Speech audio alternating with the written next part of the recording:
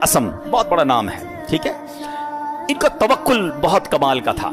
एक रात अपने रफ़क़ा से, अपने दोस्तों से बात कर रहे थे तो हज का जिक्र निकल आया, तो उनके दिल में भी हरमैन तय्यबैन जाने की तड़प बढ़ गई।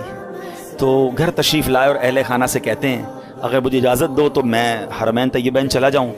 तो बीवी बच्चों ने कहा कि हमारे पास तो पैसे ही नहीं है, फाके चल रहे हैं और आप मक्के मदीने जाने की बात कर रहे हैं और आप चले गए तो हमारा पीछे क्या हाल होगा। हैं, भरोसा अल्लाह पर नहीं है, असबाब पर, चीज़ों पर।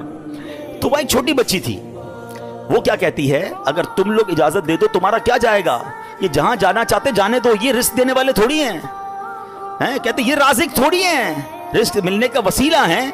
जब घर के दीगर अफराद ने बच्ची का तवक्कुल देखा तो कहते बच्ची ठीक तो कह रही है, अल्लाह के घर ही जा रहे हैं, अब चले जाएं।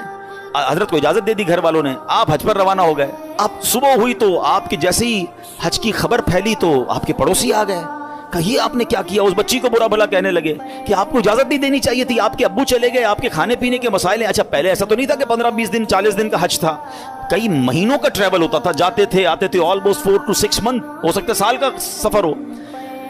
तो अब बच्ची को ये कहने लगे कि तुम्हें इजाज़त नहीं देनी चाहिए थी।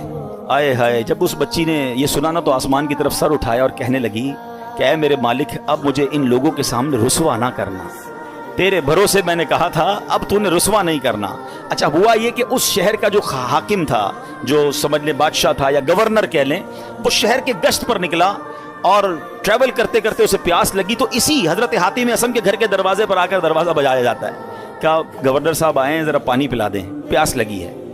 उनकी ज़ौजा कहती या अल्लाह, हम वो लोग हैं जिनके अपने खाने पीने के प्रॉब्लम्स हैं और हमारे दरवाजे पर शहर का हाकिम आकर पानी मांग रहा है। ए अल्लाह तेरी कुदरत। पानी पिलाया तो किसी पड़ोसी ने आकर कहा कि ये बड़े गरीब लोग हैं और इनके वालिद साहब हज पे चले गए, हज़रत हातिम असम है और इनके घर में तो फाके चल रहे हैं। तो बादशाह ने कहा कि इन्होंने हम पर मेहरबानी की, हमें पानी पिलाया, इनको ऐसे खाली हाथ तो नहीं छोड़ना चाहिए। उसने अपने जो पेटी बांधते थे उस ज़माने में, अपनी पेटी उतारी और उनके घर में डाल दी और अपने सारे सिपाहियों से कहा सब अपनी अपनी पेटी डाल दो। सब ने पेटी खोली और डाल दी। बाद में वो पेटी के बदले पैसे आए और वो मालदार हो गए, इतने पैसे हो गए, सुभान अल्लाह। अब क्या हुआ, जब ये सब कुछ आ गया तो अब वो बच्ची ज़ारों के तार रोने लगी। लोग कहने लगे अब तो मसला हल हो गया, अल्लाह ने तुम्हारा भरोसा था, अल्लाह ने इतनी मेहरबानी की, इतने पैसे घर में आ गए। तो बच्ची के जुमले सुनिएगा, वो कहती है कि मैं तो इसलिए रो रही हूँ कि हमने कल रात भूख के आलम में गुजारी, जब मखलूक ने हमारे हाल पर नजर इनायत की तो फ़क्र व गुर्बत से हमें गनी कर दिया, फ़क्र व फाका ख़त्म, वी आर नाउ रिच। वो कहती जब अल्लाह करीम हमारे हाल पर नजर फरमाएगा तो लम्हा भर के लिए भी हमें किसी का मोहताज ना रहना।